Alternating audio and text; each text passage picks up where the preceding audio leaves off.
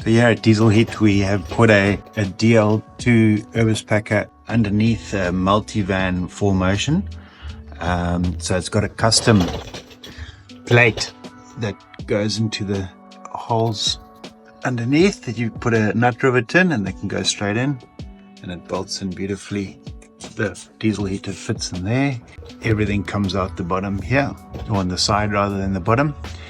And what we're trying to do is we'll tidy this up towards the end, but we've got the air intake coming from the driver's side step, which I will show you on the when I get up above, and that's to draw clean air, so we're not drawing dusty air from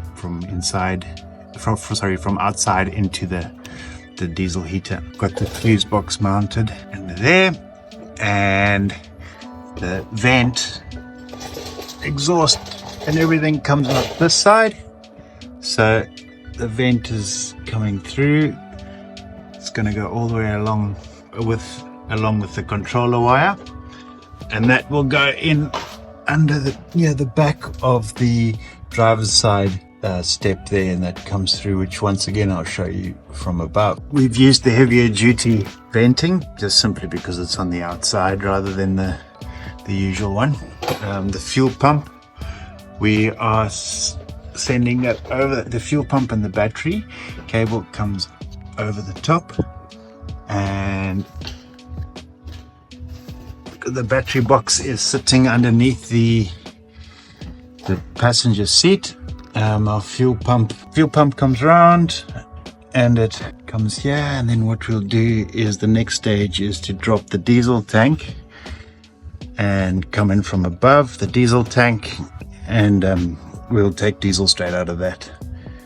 So that's the game plan there.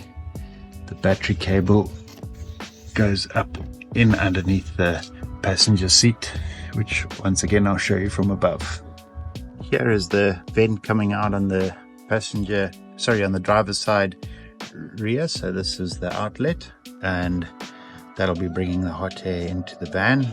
Our controller wire goes underneath and goes up the pillar to the top there, where it's easily accessible from the bed. And the inlet vent I was talking about comes in by the driver's side step, and that's going to be sucking in the air intake to go through the Eberspacher into the battery box underneath the passenger seat. We have it's all underneath here now. The wires are clipped in, and the negative we brought into there, and the fuse to access it is just there. And then going back this way, this is what the outlet looks like for the hot air, and come up to the control unit on the pillar. Here's an update on the vent. So we had to build a little piece that sits under here. The heat is running now. We're giving it a test run. That sits under here to support, because it's half on, half off, and that worked really well. So now we've got our directional vent there.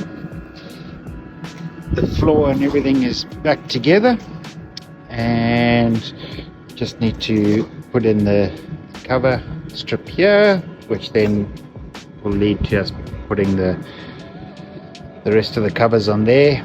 Chairs back in, batteries all hidden away, and things are running well. The controller is doing the job up there, and as a whole it was a big install.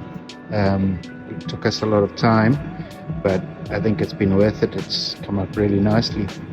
Customer will be coming in a few hours to pick it up, and we'll have it all ready for him.